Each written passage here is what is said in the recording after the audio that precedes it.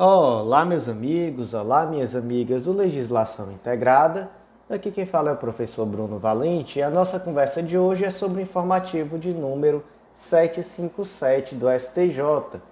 Antes de começar, fica aquele convite de sempre para você que vem sempre aqui, mas ainda não está inscrito no nosso canal.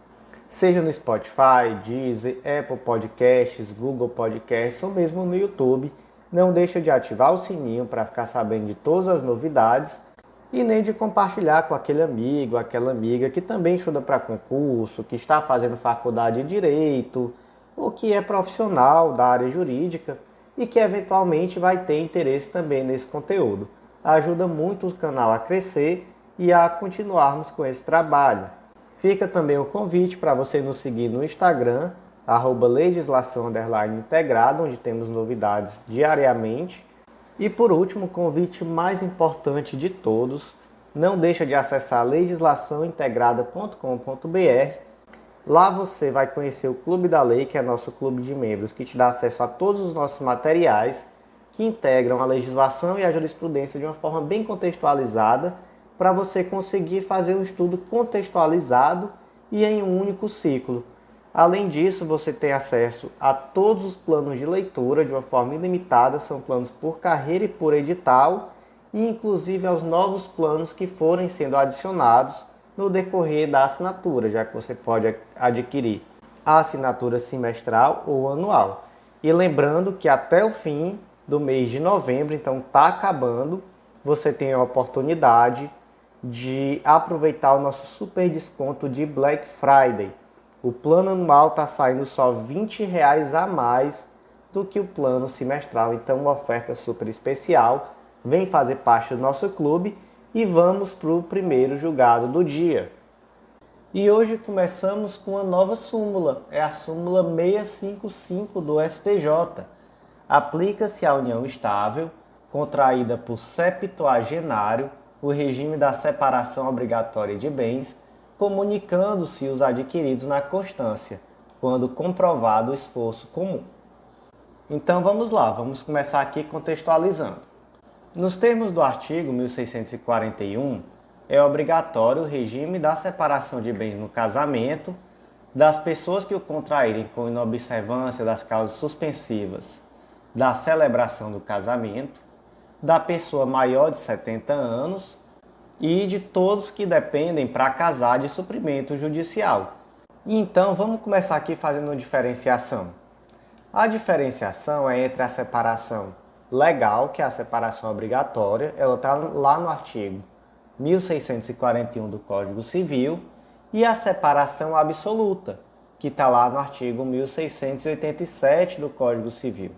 Nessa separação absoluta, é aquela que é consensual, as partes, as pessoas vão casar e elas definem, não, a gente quer aqui como regime de bem a separação absoluta. Então, o que é meu, o que é seu, quando separar, cada um fica com as suas coisas. Já na separação legal, existe uma obrigatoriedade decorrente da lei com uma finalidade protetiva. Então, temos aqui o exemplo do indivíduo que tem mais de 70 anos. Então, se protege o patrimônio desse indivíduo, já que, infelizmente, é comum aquele tal do golpe do baú, né? A moça novinha, o rapaz novinho, casa com aquela outra pessoa já bem idosa, com um objetivo muito mais patrimonial, né, do que meramente afetivo. Então, a lei vem para proteger esse tipo de situação. Só que não se pode confundir esses dois regimes, o da separação absoluta do da separação legal ou obrigatória. Por quê? Porque na separação absoluta, que é consensual, não se comunicam os bens adquiridos na constância do casamento. Inclusive, isso foi decidido pela quarta turma lá no RESP 1481888 de São Paulo. Já na separação legal ou obrigatória, temos uma súmula já bem antiga, de 1964, se eu não me engano, que é a súmula 377 do STF, que diz: no regime da separação legal de bens, comunicam-se os adquiridos na constância do casamento. Aí nessa hora eu acho que a cabeça explode, fica tudo fica girando, você não entende nada, porque como assim? Comunica-se o adquirido na constância do casamento? Então, qual a diferença da separação legal para a regra hoje, que é a comunhão parcial de bens? Gente, lembre-se que essa súmula é de 1964. Nessa época, a regra era a comunhão universal de bens. Então, aqui já era um regime excepcional. O que acontece? O STJ fez uma releitura dessa súmula e disse, olha, de fato, na separação legal se comunica aquilo que foi adquirido na constância do casamento, desde que comprovado o esforço comum para a aquisição. Então, se aquelas pessoas comprovam que elas adquiriram conjuntamente os bens, ok. Se não comprova, aí não. E aí, o STJ fez essa releitura inicialmente e agora essa releitura se consolida através da súmula 655 do STJ. Aplica-se à união estável contraída por septagenário o regime da separação obrigatória de bens, comunicando-se os adquiridos na constância do casamento, quando comprovado o esforço comum. Então, podemos dizer que a súmula 377 do STJ está parcialmente superada. Ela já estava marcada como parcialmente superada no nosso material de súmulas e agora, mais ainda, com essa súmula do STJ, súmula 655. E temos outra súmula nova, é a súmula 656 do STJ. Vamos para ela. É válida a cláusula de prorrogação automática de fiança na renovação de contrato principal. A exoneração do fiador depende da notificação prevista no artigo 835 do Código Civil. E vamos começar lendo esse artigo 835. O fiador poderá exonerar-se da fiança que tiver assinado sem limitação de tempo, sempre que lhe convier, ficando obrigado por todos os efeitos da fiança durante 60 dias após a notificação do credor. Vamos aqui para um caso concreto. A Carlene alugou um imóvel, sendo Jorge o seu fiador. O contrato de aluguel tinha prazo de 12 meses, mas ele se tornava contrato por prazo indeterminado, se passasse esses 12 meses e ninguém denunciasse. E além disso, havia uma cláusula no contrato que dizia que, em sendo o contrato renovado, renovava-se também automaticamente a fiança, inclusive nesse caso do contrato se tornar um contrato por prazo indeterminado. E aí, 5 anos depois, a Carlene atrasou o aluguel, o proprietário do imóvel, que era o Tiago, propôs a ação de despejo e requereu a penhora de bens do Jorge, que era o fiador, para pagamento da dívida. O Jorge contestou e disse, olha, eu só me comprometi durante 12 meses. E essa cláusula aí que diz que renova automaticamente a minha fiança, ou a minha posição de fiador, melhor dizendo, ela é inválida. E o Tiago, por sua vez, disse, não, de forma alguma é válida. E para que você se exonerasse da fiança, você deveria ter seguido aquilo que diz o artigo 835 do Código Civil. Você deveria ter me notificado e você ainda passaria 60 dias como fiador. Quem é que está certo aqui, o Tiago ou o Jorge?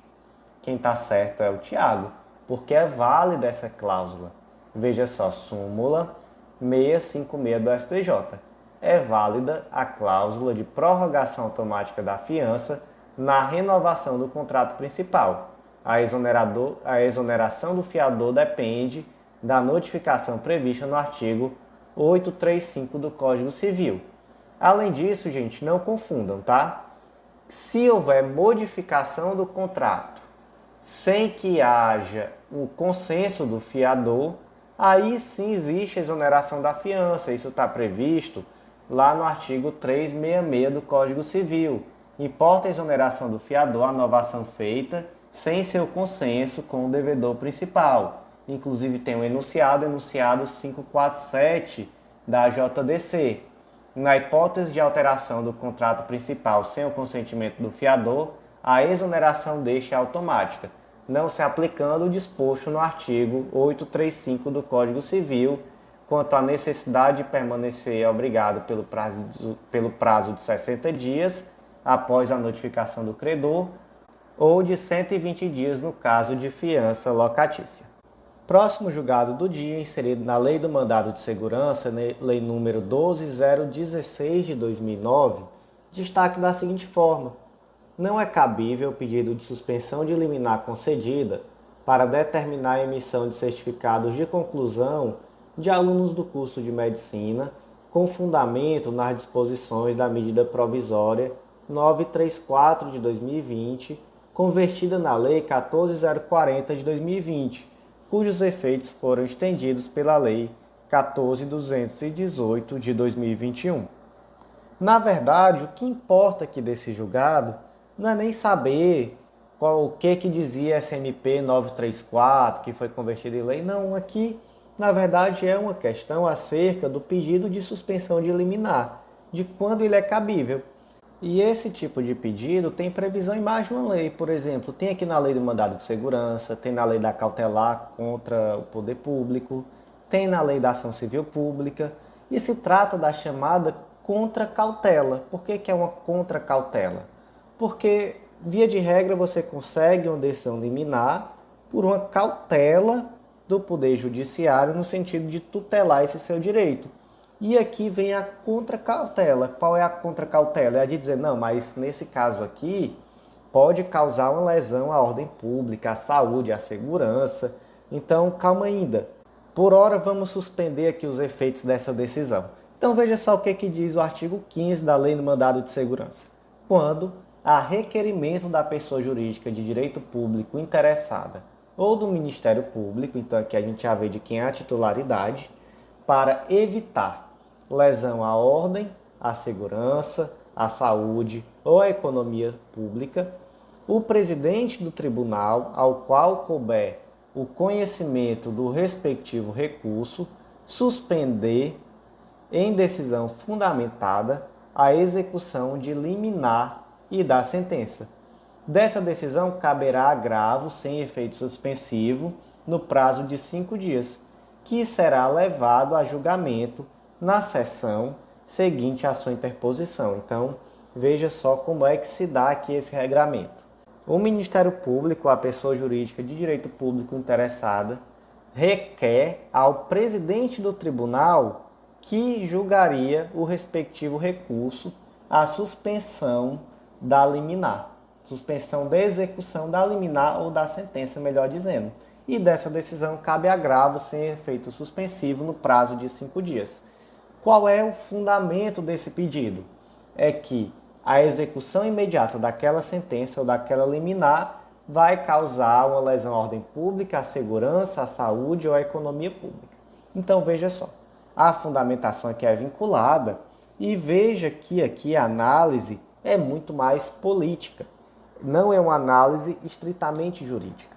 É uma análise dos efeitos políticos daquela decisão. Portanto, o que a gente percebe aqui nesse julgado? Qual foi o problema desse julgado?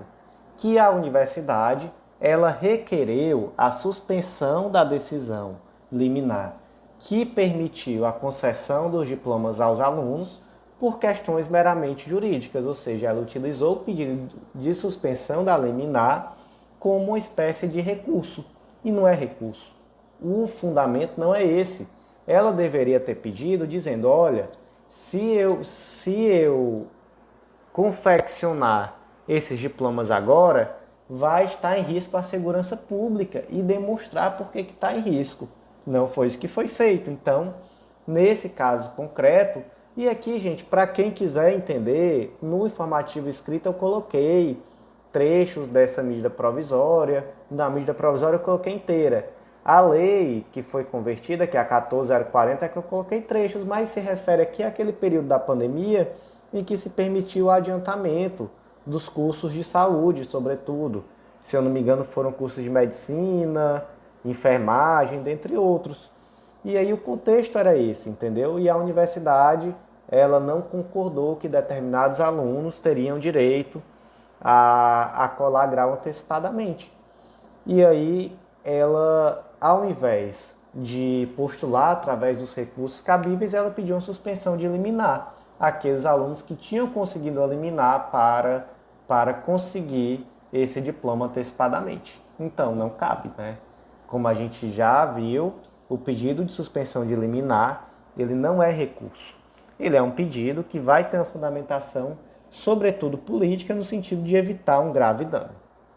Próximo julgado do dia, inserido na Lei 8.213 de 91, Lei dos Planos de Benefícios da Previdência Social, destaque da seguinte forma: nos termos do tema 526 do STF, é incompatível com a Constituição Federal o reconhecimento de direitos previdenciários, aqui no caso era pensão por morte, à pessoa que manteve, durante longo período e com aparência familiar, união com pessoa casada, porquanto, melhor dizendo, o concubinato não se equipara para fins de proteção estatal às uniões homoafetivas resultantes do casamento ou da união estável.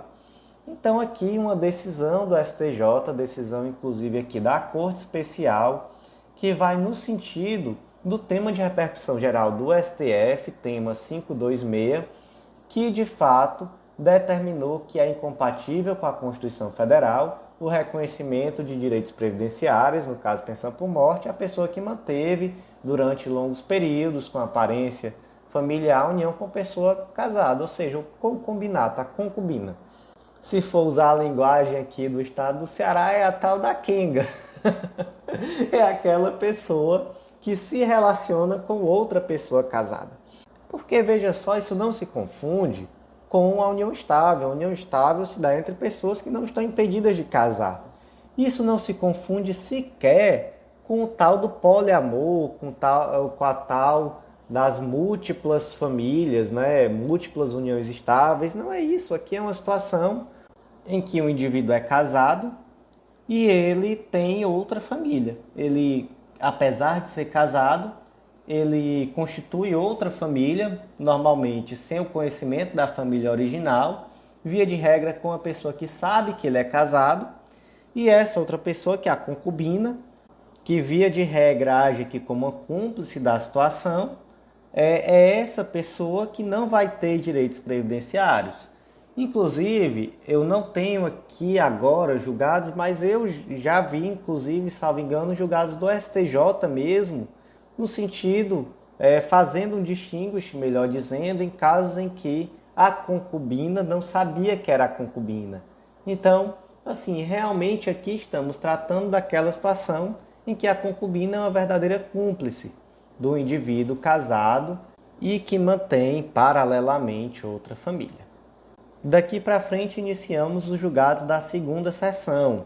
O primeiro julgado da segunda sessão foi inserido no Código Civil, destaque da seguinte forma: o prazo prescricional para propor ação de petição de herança conta-se da abertura da sucessão.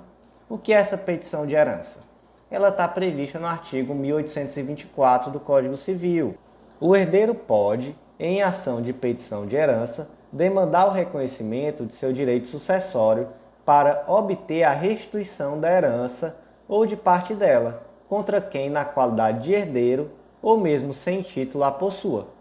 Então vamos lá, gente. Primeiramente, existe prazo para requerer o reconhecimento de filiação? Não existe, né? Se trata de um direito personalíssimo, então a ação de investigação de paternidade pode ser requerida a qualquer tempo. Mas existe prazo para requerer os efeitos patrimoniais daí decorrentes? E aí sim, existe. No caso aqui, por exemplo, a petição de herança, ela deverá ser proposta em 10 anos. O prazo prescricional é de 10 anos. Então vamos aqui para um caso concreto. O Alírio é pai de Anísio e Anésio, mas o Jorge também afirma que é filho de Alírio. E aí, por conta disso, o Alírio não reconhece, né? Então o Jorge propôs uma ação investigatória de paternidade no ano de 2010. Grava aí. Propôs a ação investigatória de paternidade em 2010.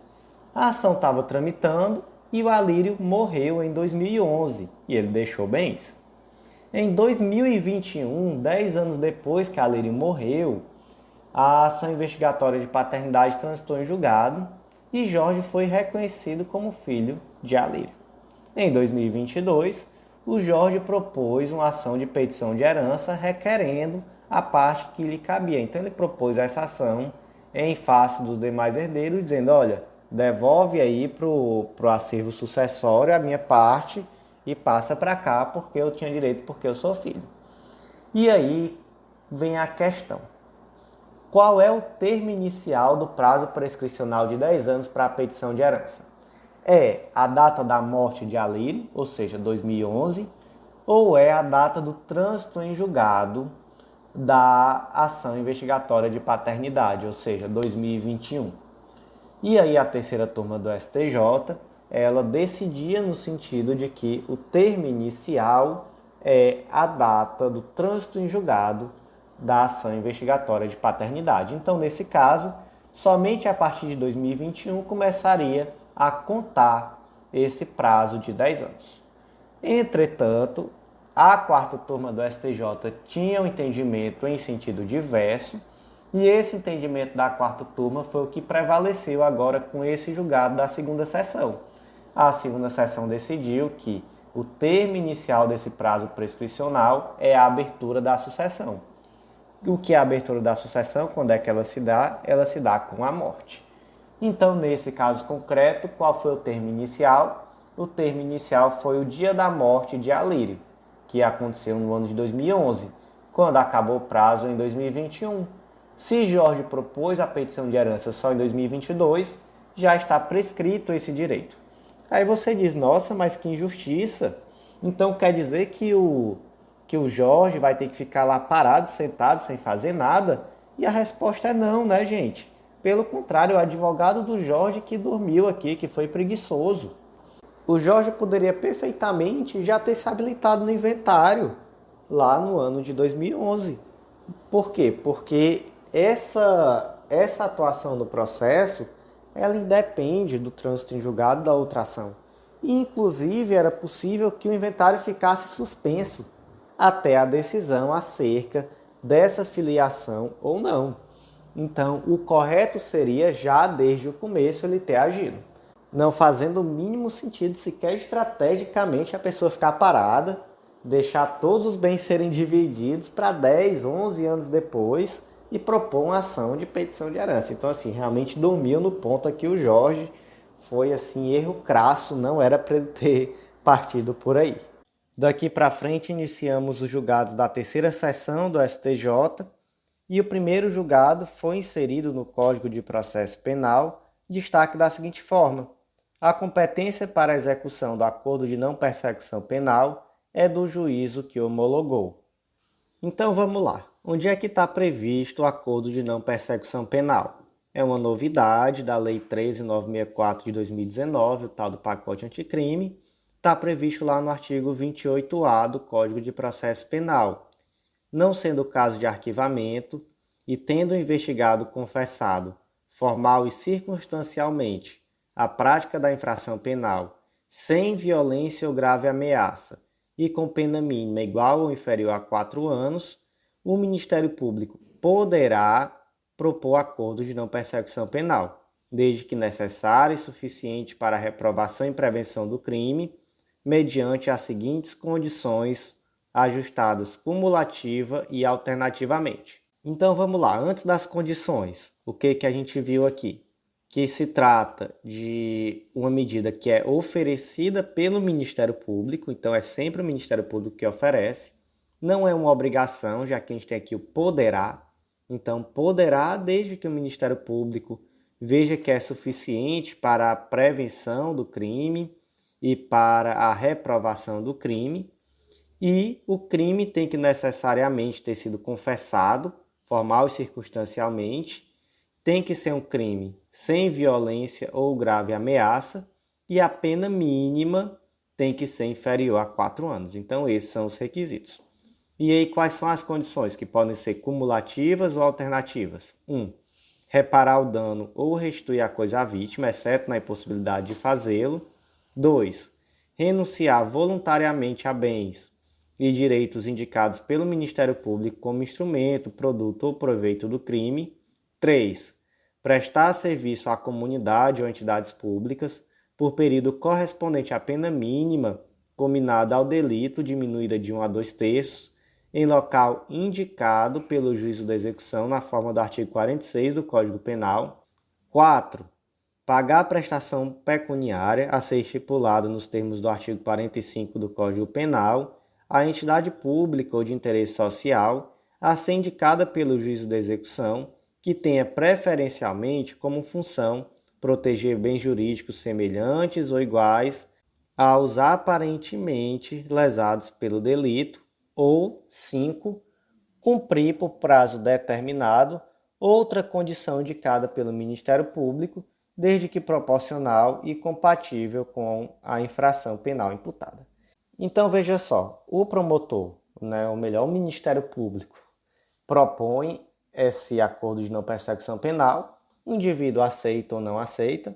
Caso aceite, vai para o juiz homologar, o juiz verifica tão somente a questão formal, então ele vai ver, de fato, temos aqui um crime que é sem violência ou grave ameaça, a pena é inferior a 4 anos, realmente houve aqui a confissão formal e circunstanciada do fato, então, enfim, ele vê os requisitos formais e aí ele homologa.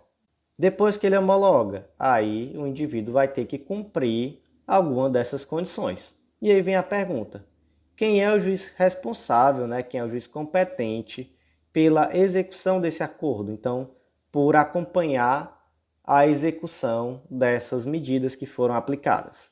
É o juiz que homologou o acordo ou é o juiz da execução? Porque veja só, em alguns momentos você viu ali escrito pelo juízo da execução, lá no inciso 3, se eu não me engano, no inciso 4, e lá no 28A, parágrafo 6º, diz assim: homologado judicialmente o acordo de não persecução penal, o juiz devolverá os autos ao Ministério Público para que inicie sua execução perante o juízo de execução penal. E se por acaso essas medidas forem ser cumpridas em outra comarca, de quem vai ser a competência? Vai ser do juízo que homologou o acordo de não persecução penal ou vai ser do juízo onde essas medidas serão cumpridas? A resposta vai ser do juízo que homologou, sendo que o juiz poderá deprecar ao juízo da localidade onde reside o apenado tão somente o acompanhamento e a fiscalização do cumprimento dessas medidas. Então, veja só, a competência é sempre do juízo que homologou a transação, mas essas medidas podem perfeitamente serem deprecadas para outro juízo, caso o indivíduo, por exemplo, resida em outro juízo que não aquele que homologou o acordo de não persecução penal. Próximo julgado do dia, inserido na Lei nº 8935 de 94, Lei dos Cartórios, destaque da seguinte forma: em concurso de remoção para notários e registradores, é possível que ocupantes de vagas de natureza específica concorram a vagas de natureza mista, não havendo necessidade de titulação específica. Então vamos lá, aqui estamos falando de concurso de remoção. O que é esse concurso de remoção? Ele é realizado entre aqueles indivíduos que já são notários e registradores para a ocupação de uma serventia que por algum eventual motivo se encontra vaga. Então esses indivíduos vão concorrer entre si de acordo com os critérios do edital de remoção para saber quem vai ocupar essa serventia que está vaga. E aí a Lei dos Cartórios, a Lei 8935 de 94, ela já traz algumas disposições sobre como se dá esse concurso de remoção. Então, por exemplo, artigo 17. Ao concurso de remoção, somente serão admitidos titulares que exerçam a atividade por mais de 2 anos. Artigo 18. A legislação estadual poderá dispor sobre normas e os critérios para o concurso de remoção. Só que qual foi o problema aqui?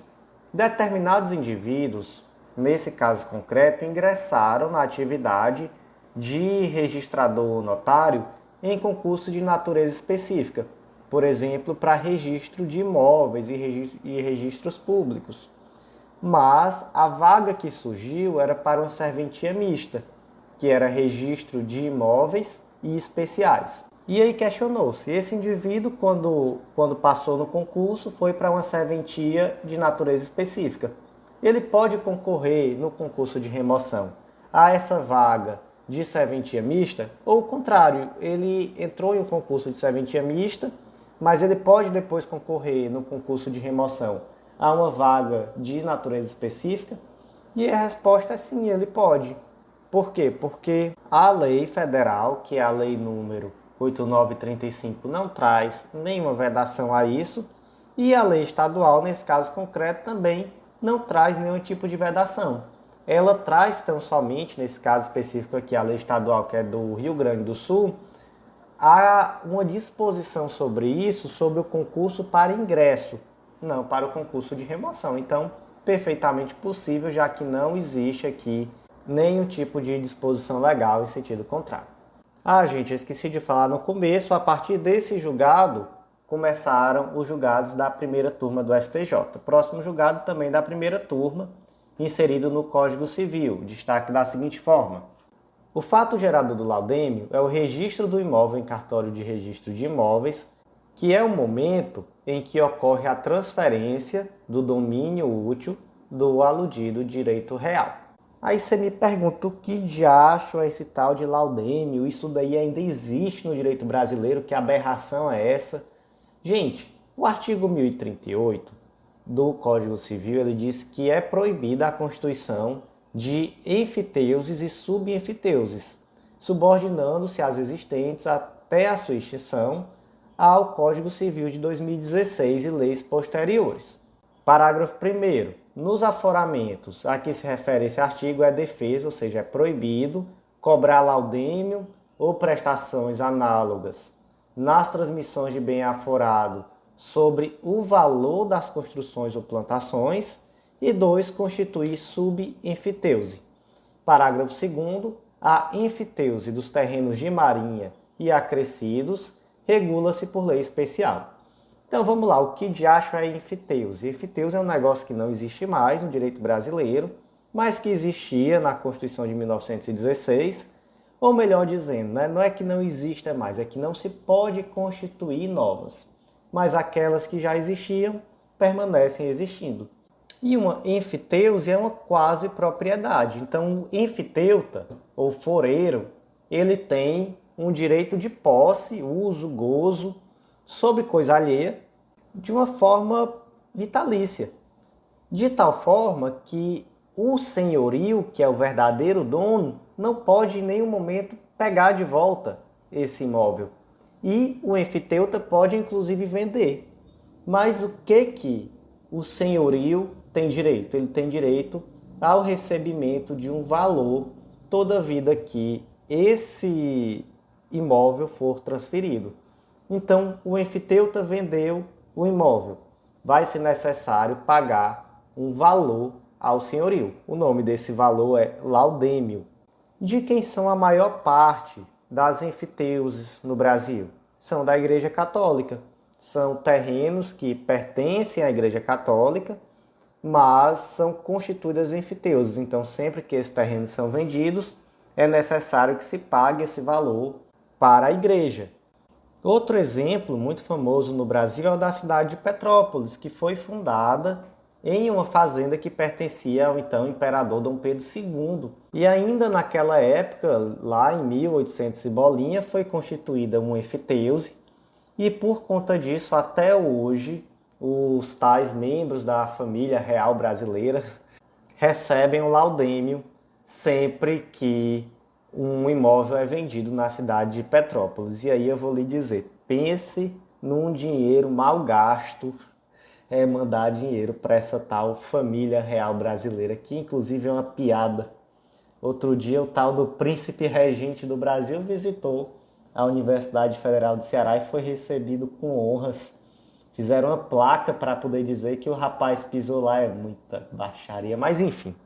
Vamos seguir aqui para o que interessa, que a gente está falando aqui de enfiteuse, que é uma aberração que não deveria mais existir, mas ainda existe no Brasil e, como a gente viu, existe para poder dar dinheiro para alguns determinados grupos que até hoje se beneficiam da vida fácil, já que, apesar de não ser possível constituir novas enfiteuses, aquelas que já existiam permanecem regidas pelo Código Civil de 1916.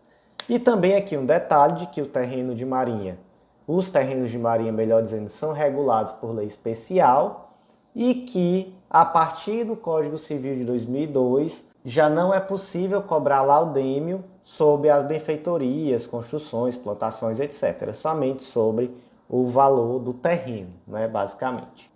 Já os terrenos de marinha são regidos pelo Decreto-Lei 2398 de 87, e só a partir da Lei 13.240 de 2015 é que as benfeitorias, assim como também as construções, plantações, etc., foram removidas da base de cálculo do laudêmio.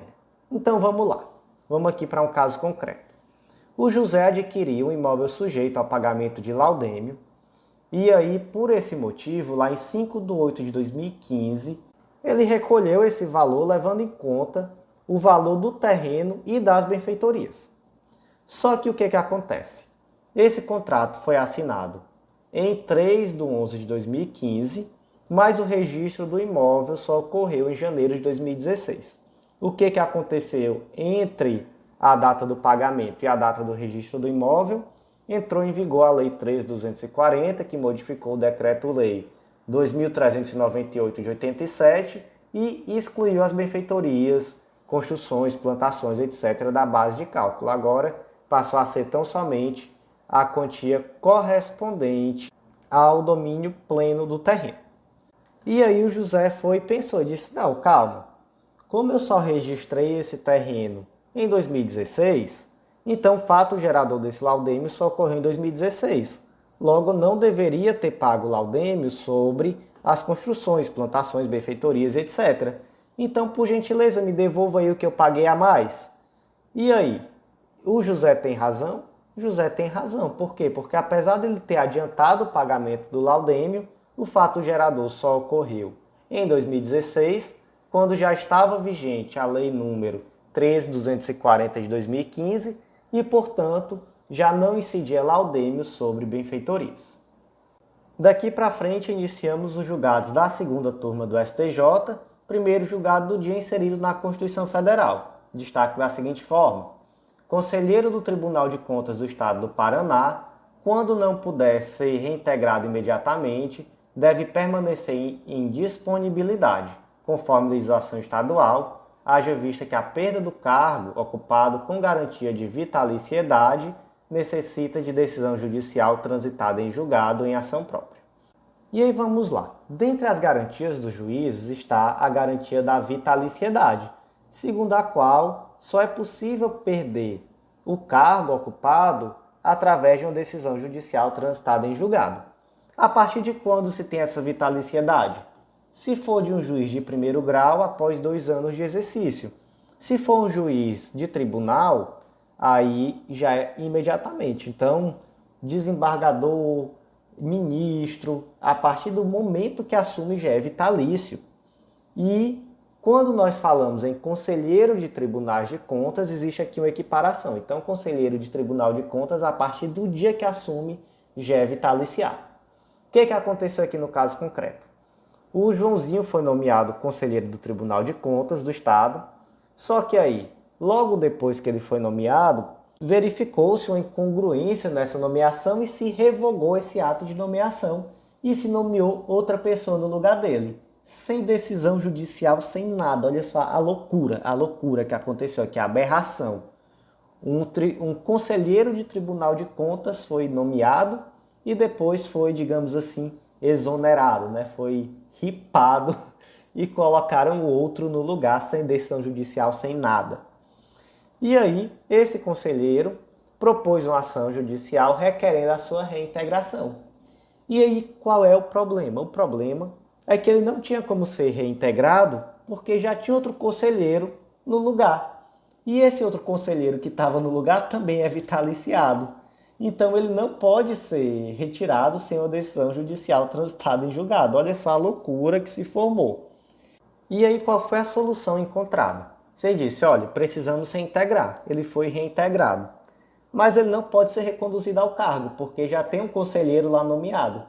E aí o que ele fez? Ele foi reintegrado, mas ficou em disponibilidade. Até que essa peleja se resolva e finalmente, com a decisão judicial transitada em julgado, se resolve o que vai ser feito. Iniciamos então os julgados da terceira turma do STJ, primeiro julgado do dia inserido no Código de Processo Civil, destaque da seguinte forma: é possível a compensação ser alegada em contestação, de forma a justificar o não pagamento do valor cobrado ou a sua redução, extinguindo-se ou modificando o direito do autor. Aqui, gente, se trata aqui de um RESP, é o RESP 2228 de Minas Gerais, que nós teremos 3 destaques sobre ele. Todos 3 tratam, na verdade, de uma questão se é possível você alegar determinadas situações na contestação ou se seria necessário reconvenção. Aqui, nesse caso, estamos falando de uma compensação. Então, o indivíduo foi cobrado por um determinado valor e ele disse assim: olha, eu não pago não porque ele também me deve. Então, como ele também me deve, as dívidas estão compensadas. E ele alegou isso como matéria de defesa.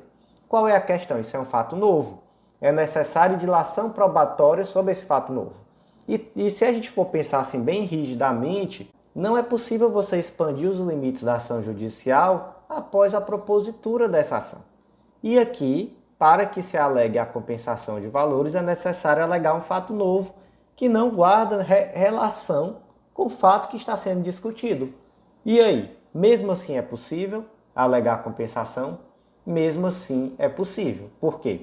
Porque, segundo a doutrina, a contestação é o veículo para defesas substanciais diretas. E aí, na defesa substancial direta, a parte pode negar os fatos alegados pelo autor, pode afirmar que a ineficácia jurídica desses fatos, etc. Mas também são possíveis as defesas substanciais indiretas, quando a parte pode alegar fatos novos relevantes para o julgamento do mérito. E são possíveis ainda, gente, as defesas processuais, que são sempre indiretas. Aí você diz, aqui houve uma preclusão de determinado direito, enfim, estratégias processuais. E no caso concreto? No caso concreto, está-se diante de quê? Está-se diante de uma defesa substancial indireta, já que a compensação é um fato extintivo ou modificativo do direito alegado. Então, não cabe ao réu alegar fatos impeditivos, modificativos ou extintivos do direito alegado.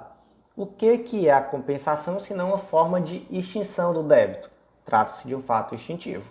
Portanto, nenhum problema é possível alegar. Próximo destaque do dia, também inserido no Código de Processo Civil, inclusive é o mesmo RESP, destaque da seguinte forma: não há como formular na contestação pedido de rescisão ou revisão contratual. E aqui a situação já é diferente, porque enquanto naquele primeiro caso o indivíduo ele vai alegar que houve uma compensação, na compensação ele está alegando um fato modificativo ou extintivo do direito. Aqui, quando ele quer uma revisão, ele está querendo, na verdade, modificar o contrato. Isso aqui já não é possível, isso aqui já não é matéria de contestação. Então, o que ele pode fazer aqui? Ele pode propor uma ação revisional, ou ele pode até mesmo propor uma reconvenção, mas ele não pode fazer isso em contestação. E próximo destaque, também no Código de Processo Civil, mesmo julgado, destaque da seguinte forma: se a pretensão de cobrança deduzida na inicial é fundada em cláusula contratual, a alegação de nulidade dessa cláusula ou da própria cobrança pode ser manejada na contestação por caracterizar fato extintivo do direito do autor. Então vamos lá, mesma coisa, mesma lógica do primeiro destaque. Quando você alega nulidade do negócio jurídico, você está tratando de quê? De um fato extintivo do direito do autor. Como nós já dissemos, quando você parte de uma defesa indireta, de uma defesa substancial indireta, você vai demonstrar fatos impeditivos, modificativos ou extintivos do direito. Uma nulidade nada mais é do que um fato extintivo do direito. Então, nem de longe aqui, esse daqui para mim é o que menos causa dúvida de todos, nem de longe é necessário que se proponha uma reconvenção para alegar a nulidade de uma cláusula do contrato. Próximo destaque do dia, inserido também no Código de Processo Civil, destaque da seguinte forma: na fase de cumprimento de sentença, não há óbice a interposição direta do recurso de agravo de instrumento contra a decisão que determina a penhora de bens sem a prévia utilização do procedimento de impugnação previsto no artigo 525, parágrafo 11 do CPC de 2015. Vamos lá, vamos traçar aqui uma linha do tempo. A ação transitou em julgado, o que faz? Começa a execução. E aí o executado tem um prazo de 15 dias para pagar voluntariamente, e caso ele não pague voluntariamente, inicia-se outro prazo de 15 dias para que ele, independentemente de penhora ou de nova intimação, apresente nos autos a sua impugnação. Então a forma de defesa aqui é a impugnação. Aí suponha que mais na frente, dentro já desse processo de execução, algum bem foi penhorado e o executado, por qualquer motivo que seja, discorda dessa penhora. O que ele deve fazer? Tem lá o parágrafo 11 do artigo 525, que diz: as questões relativas a fato superveniente ao término do prazo para apresentação de impugnação, assim como aquelas relativas à validade e adequação da penhora, da avaliação e dos atos executivos subsequentes, podem ser arguídas por simples petição, tendo executado, em qualquer dos casos, o prazo de 15 dias para formular essa arguição, contado da ciência do fato ou da intimação do ato. Então vamos lá. Houve uma penhora que o executado considera indevida. Ele tem aqui um prazo de 15 dias para apresentar uma simples petição nos autos reclamando. Mas ele também pode apresentar um agravo de instrumento, não pode, que é o recurso adequado contra essa decisão interlocutória. Então veja só, ele tem duas opções. Ele pode apresentar a simples petição, e aí se o juiz negar o pedido da simples petição, ele pode apresentar agravo de instrumento. Ou ele pode passar por cima disso aqui, não apresentar essa petição e já agravar direto. Ele tem essas duas opções. O que o STJ decidiu aqui é que não existe um óbice à interposição direta do agravo de instrumento, já que não existe esse requisito na lei para a apresentação do recurso e não se pode criar um requisito não previsto em lei para a apresentação do recurso. E mais, o STJ disse, olha, a razão do artigo 525, parágrafo 11 existir é para favorecer o executado, é para dar ao executado mais uma ferramenta, não é para criar mais um entrave. Então, se nós partimos do pressuposto que aqui se criou um requisito para a apresentação do recurso, nós estamos, na verdade, indo contra a lógica, contra a finalidade desse dispositivo legal. Portanto, você pode, de cara, já apresentar o agravo de instrumento, não tem nenhum problema. Daqui para frente, iniciamos julgados da quarta turma do STJ.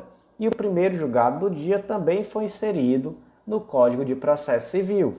O inadimplemento de alimentos compensatórios destinados à manutenção do padrão de vida de ex-cônjuge em razão da ruptura da sociedade conjugal não justifica a execução pelo rito da prisão, dada a natureza indenizatória e não propriamente alimentar.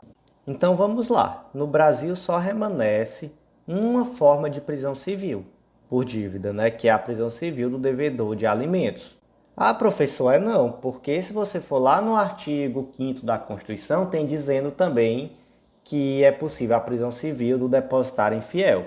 Acontece, gente, que o Pacto de São José da Costa Rica foi incorporado ao direito brasileiro com caráter supralegal, ou seja, ele está abaixo da Constituição, mas acima da legislação ordinária em geral, e esse pacto só permite a prisão civil do devedor de alimentos. Então, ele acaba criando uma eficácia paralisante sobre a legislação que é inferior a esse diploma legal. Veja só que situação interessante. Inclusive, isso foi um voto do ministro Gilmar Mendes, que é um voto famosíssimo e um excelente voto, diga-se de passagem. Então, veja só como é interessante. Temos a Constituição disse, pode prender o depositário infiel. O Pacto de São José da Costa Rica está abaixo da Constituição. E ele disse, não pode. E aí, a lei ordinária está abaixo do Pacto de São José da Costa Rica. O que o pacto fez? Ele paralisou a eficácia da lei nem em relação a essa possibilidade. Logo, hoje só existe a prisão alimentícia do devedor de alimentos. É de qualquer devedor de alimentos? Não, né, gente? É do inadimplemento voluntário e inexcusável de alimentos novos. Alimentos novos são o quê? São aqueles de até 3 meses anteriores à propositura da ação e aqueles que se vencem no curso do processo. Ah, professor, mas o fulaninho está devendo alimentos para o filho dele há 5 anos. E aí, como é que fica? E aí é possível propor uma ação onde você vai requerer a execução dos alimentos novos, ou seja, aqueles 3 meses, aqueles 3 últimos meses, e os que se vencerem no curso do processo, sob pena de prisão, e os meses anteriores, sob pena de penhora. Ah, então é necessário propor 2 ações? Não, né? Não é necessário, inclusive no último informativo, antes desse, o 756, a STJ decidiu que é necessário uma única ação que traga os 2 ritos conjuntamente, beleza? Então vamos lá, estamos vendo aqui como é excepcional essa questão da prisão civil, né? Só pode por alimentos, tem que ser alimentos novos. E aí nós vamos para a próxima pergunta.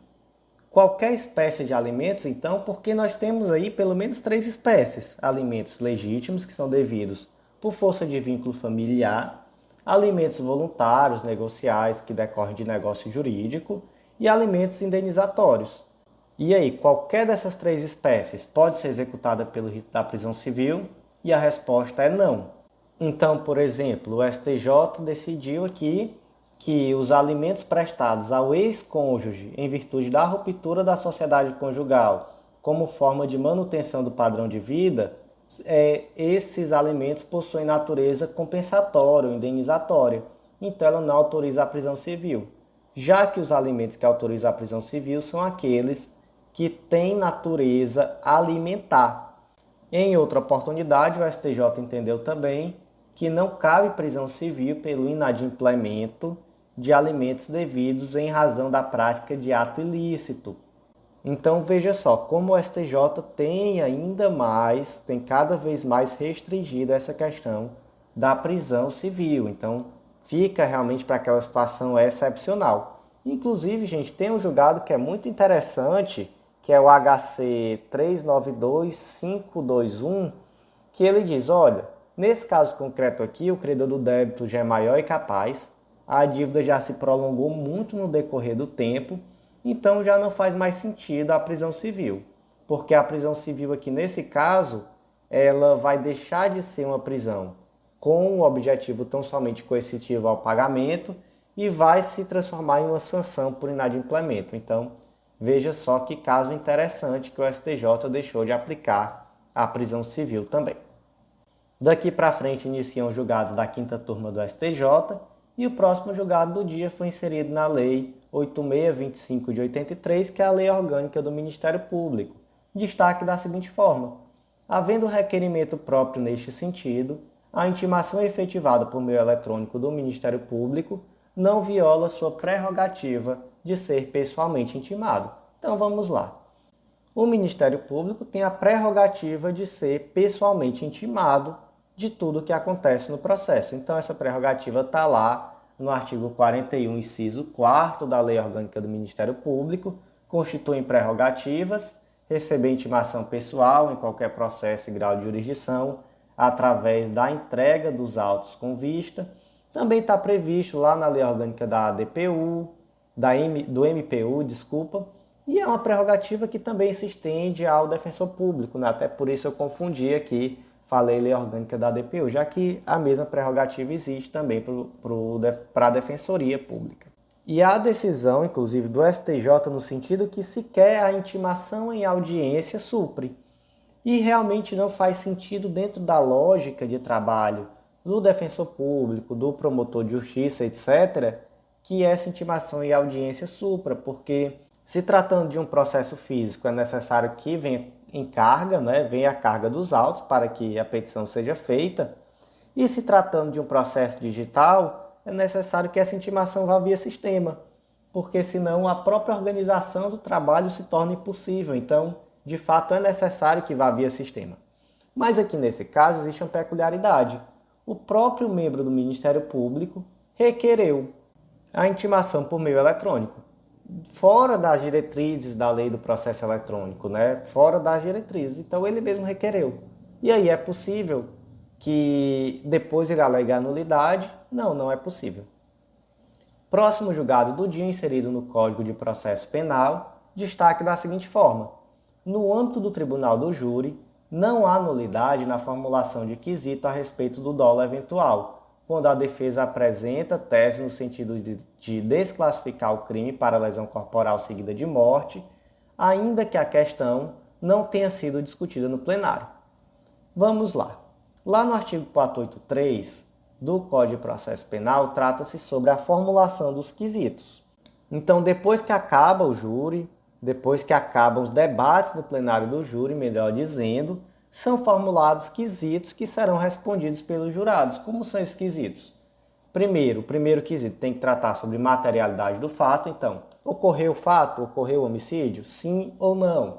Segundo, autoria ou participação. Então, foi Mévio que cometeu esse homicídio? Sim ou não? Terceiro, o acusado, o Mévio, deve ser absolvido? Sim ou não? E aqui, ele pode ser inclusive absolvido por clemência.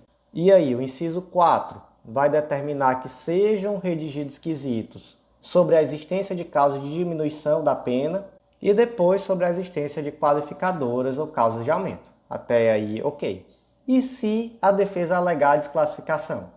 Aí, a depender do caso, esse quesito sobre a desclassificação vai ter que ser após o segundo ou o terceiro quesito. Então, vai ser depois da autoria e participação ou vai ser depois da pergunta sobre a absolvição. Sempre a defesa tem que lutar para ser depois do terceiro quesito, né? Porque é muito melhor que primeiro se diga se vai ou não absolver.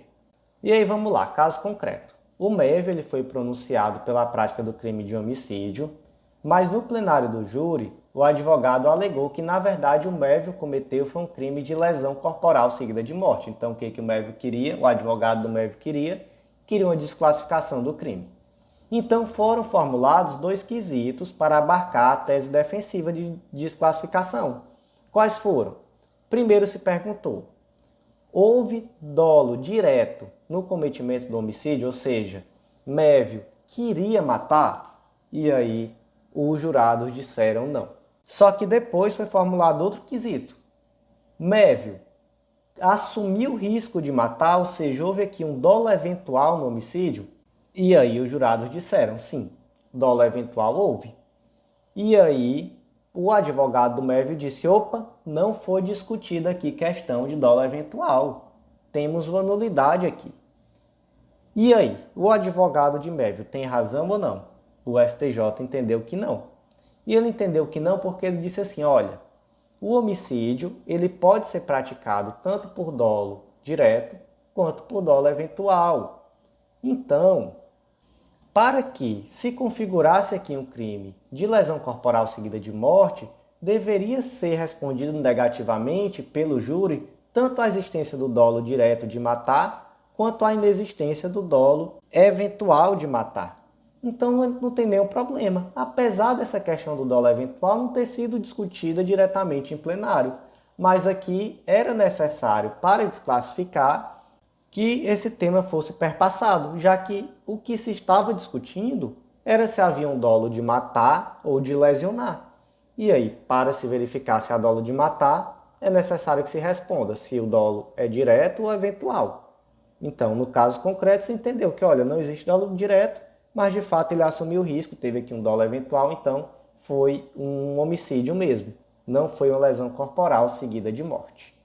Próximo julgado do dia é da 6ª turma do STJ e o último julgado de hoje foi inserido no Código de Processo Penal, destaque da seguinte forma: na análise do cabimento da prisão preventiva de pessoas em situação de rua, além dos requisitos legais previstos no Código de Processo Penal, o magistrado deve observar as recomendações constantes na resolução número 425 do CNJ e, caso sejam fixadas medidas cautelares alternativas, aquela que melhor se adequa à realidade das pessoas em situação de rua.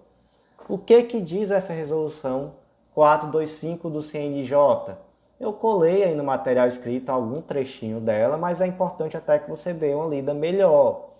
Mas veja só, artigo 19. Observar-se-á, quando da determinação das cautelares diversas da prisão, previstas no artigo 319 do Código de Processo Penal, aquela que melhor se adequa à realidade da pessoa em situação de rua, em especial quanto à sua hipossuficiência, proporcionalidade da medida diante do contexto e trajetória de vida, além da possibilidade de cumprimento, evitando-se a aplicação de múltiplas medidas cautelares concomitantemente, para garantir que alcancem a sua finalidade. Parágrafo 1º. Presentes os requisitos de necessidade e adequação do artigo 282 do Código de Processo Penal, na determinação da medida cautelar adequada ao caso concreto e à pessoa custodiada, deve-se analisar a função da proporcionalidade da medida diante do contexto de vida da pessoa, evitando-se a prisão preventiva apenas em razão da situação de rua e a aplicação cumulativa de medidas cautelares. Então veja só, o juiz vai aplicar uma medida cautelar. Onde é que ele vai verificar os requisitos para aplicação dessa cautelar? Lá no artigo 282.